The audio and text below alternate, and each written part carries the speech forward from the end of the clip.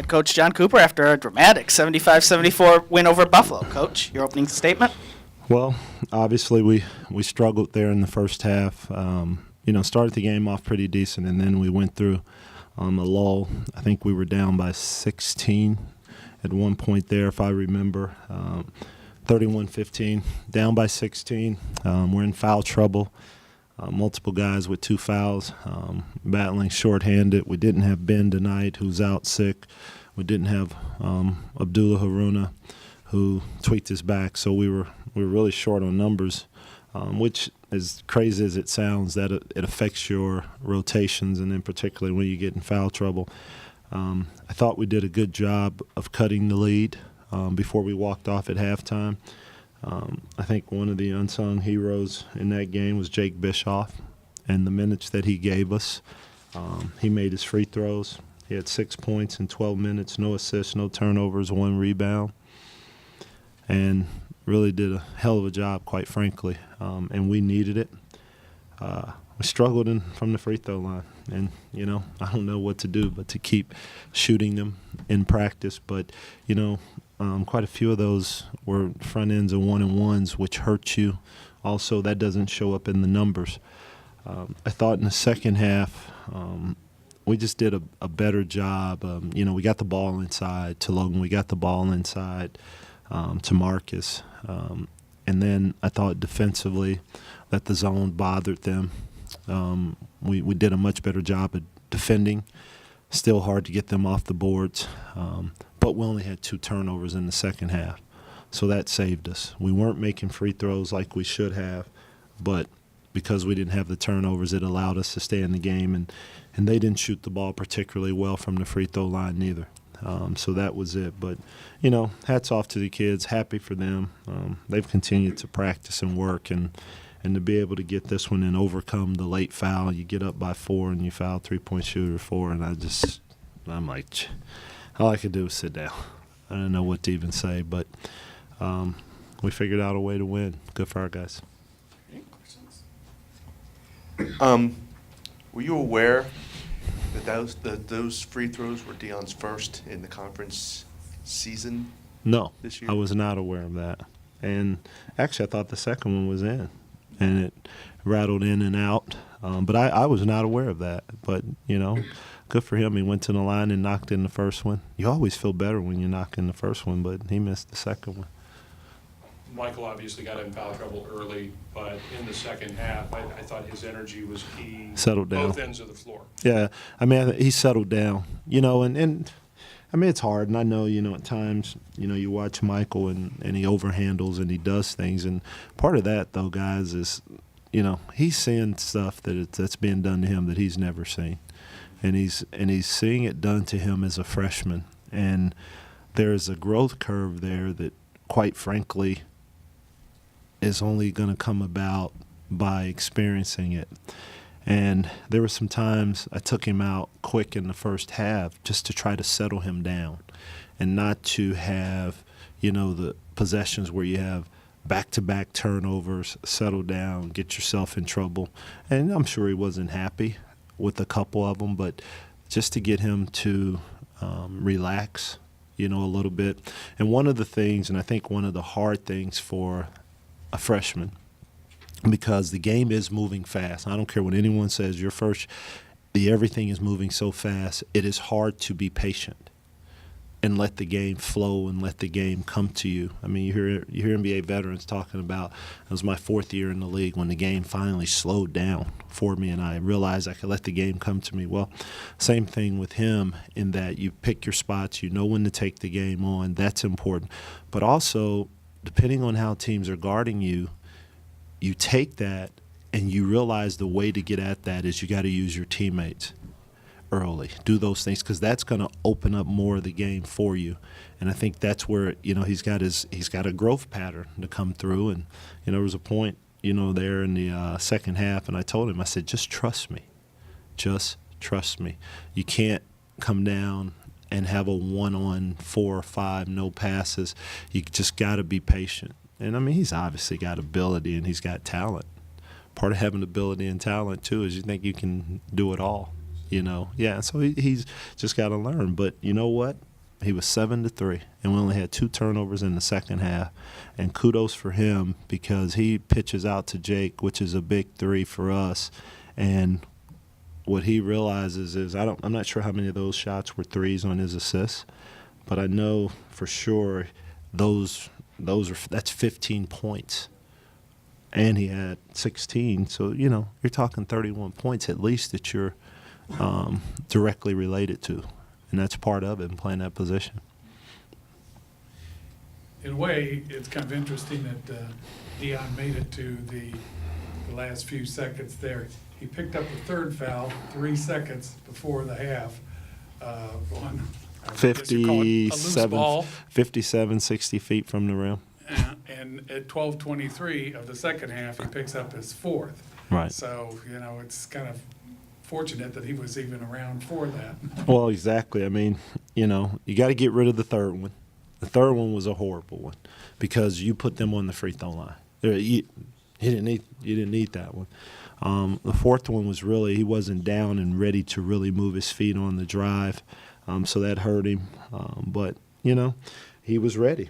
He was ready when his opportunity came there, and I wish he'd have made 2, but he made 1 out of 2, and you only need to win by 1, and that's what we won by.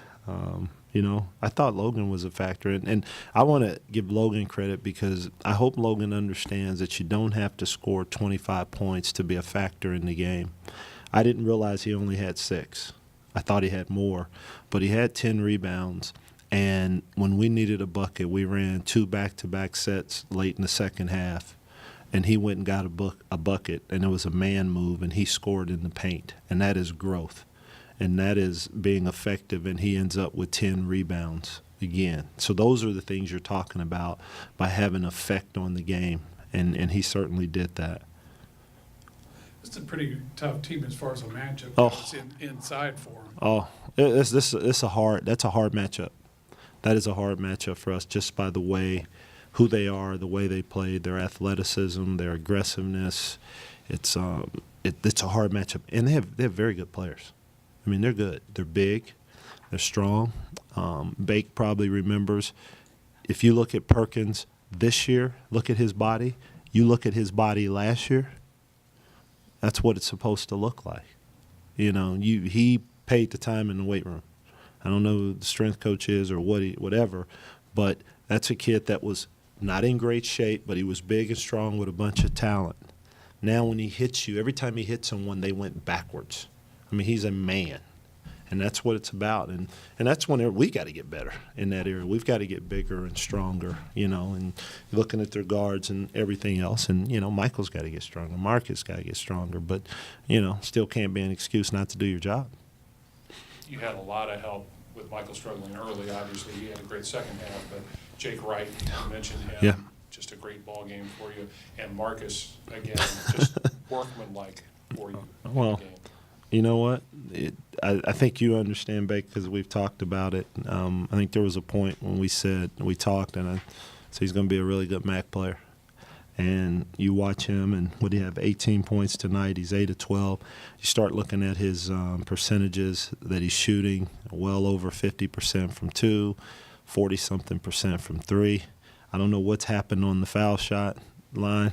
I don't know what's going on there, but he's got to work on that. But, I mean, he's around the ball. He can play through contact, and it doesn't bother him. And he likes it. And he's got enough confidence because, lo and behold, was I screaming to pull up late in the game when he caught it on the pitch ahead and did the spin and the fade off of 1 foot. That was a bad shot that went in. We've had some of those go in against us, so it's nice that we had one go in. But he's going to be good, boy, and he's good now because he's made of the right stuff too, and he works, and he's a good listener. Just going to continue to get better and better, and he's got so much that he can get better at and grow at. But boy, is he competitive. As tough as this was, I guess that, if this would have been a game on the road, it would have been an even tougher challenge. How good was it to be home and to have a game like this? Well, obviously, you know, we started out with 4 out of 6 on the road. It's funny as I look at the standings. Heck, we played a lot of teams that are at the top of the divisions. You know, it's just how the records played out, or how the schedules played out. I mean, I would tell you, you know, we're right there with 2 others. That doesn't mean you know, close doesn't count. We're competitive enough. We got to keep going, and our kids, they'll be fine. We haven't won on the road. We need to get a road win. I think everyone knows that. But we hadn't exactly gone in and played against teams that have stunk it up, their home court. I mean, I thought we played well enough last game to win, but we didn't. So we didn't do the things down the stretch, and they had a player that just was incredible down the stretch. But yeah, it's nice to be at home, and it's nice to get one of these. It's nice to be able to come back from some errors down through the guts of the game. But you know, it's not an easy schedule. I mean, it wasn't a great matchup. That's a tough matchup for us. Eastern Michigan is no different. It's going to be a tough matchup for us also, a tough style of play. But, you know, you just hope to stay in the game and just keep fighting and keep digging. I mean, you know, it's 32 to whatever it was, and I'm 31-15 or whatever, and you hear the rumbles. But, you know, there's so much to be played, and you're just looking for your team to get a spark and to have some good things happen and just continue to fight your way back in the game. And that's what you do, and that's what we did. And, you know, they were at 74 points, which pretty good to keep them at 74 points with their ability to put points on the board. And they had won 2 in a row. Yeah. All right. Thank you, everybody, and congratulations, Coach, on your 100th career victory. Well, thank you. Well, there it is. We're here with Dion Wade for the post-game press conference. We'll go ahead and take some questions. So your first free throw of the conference season, Yes, and sir. it comes in that situation. What's going through your mind there as you shoot your first free throws of the whole new year? Obviously, it was a crazy moment at that point when I first got the call. But afterwards, I just started thinking about myself. I mean, I've shot a million free throws in my life, and this is just another one. So just making one of the two would get us a win. I was just thinking about a win because we really needed one. It seemed like there was about 15 or 20 timeouts during that last stretch. I could be off a little bit, but those timeouts, what they were doing, any particular effect on you guys as a team or individually? As a team, it just set it up for the right moment. We were prepared for that moment, what was coming up next. And personally, honestly, it kind of calmed me down because obviously it was in the heat of the moment, so you're kind of hitched up and you're just like, oh, what's going on? But then with all those timeouts, it actually gave me time to think about it and calm my mind down and was able to shoot one of my free throws. You guys have had a pretty big stretch on the road here to start the conference season, and you finally get back to the house here, so to speak. What did it feel like to be back here and you know, in a tight game? I guess it helps a little bit to be on the home hardwood. I mean, obviously playing on the road is hard. I'm pretty sure everybody knows that. So being able to come home and start off the second quarter of the MAC season with a win is obviously great. And in the stretch of moments like that, on the road, it's a lot harder than finishing it at home. So, I mean, I feel like our team did a great job of, even with 7 freshmen, being able to finish the game out like it was. So you guys fell behind by 16 in the first half, and chip away. Just takes so long to get over the hump there. What kept you guys in the game? Motivation. We just want to win. I mean, we're just tired of losing, honestly. I mean, I feel like everybody would be tired of losing. And we've practiced hard the last couple of days. And we just do so much as a team together. And we put so much effort in it. We came back in at halftime and just said, like, look, we put too much work in it to come out and be down by 16 right now at this point. So by saying that, we brought up our energy. And, I mean, obviously you guys saw the outcome of the game.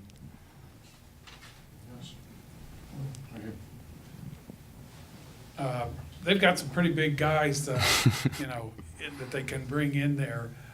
They did have an advantage on the board let's see, 43-35 at the end. But as the coach always says, with you guys, it's going to be team rebounding and everything. Not to mention what they bring offensively. How was that working against the kind of players that they have in there? I mean, obviously we knew that coming into the game, so we worked on boxing out a lot in practice. And it wasn't necessarily only the bigs that rebounded in this team. They obviously had a lot of athletic guards too, who came down and rebounded down too. So it was mainly just boxing out and counting on Logan and Rod and Marcus, obviously, to just come down and go up with two hands and get the ball. I feel like they did a pretty solid job on that. But yeah, obviously they were bigger than us, so they would have the advantage on that. But I mean, it was solid. Thanks, Deion. No problem.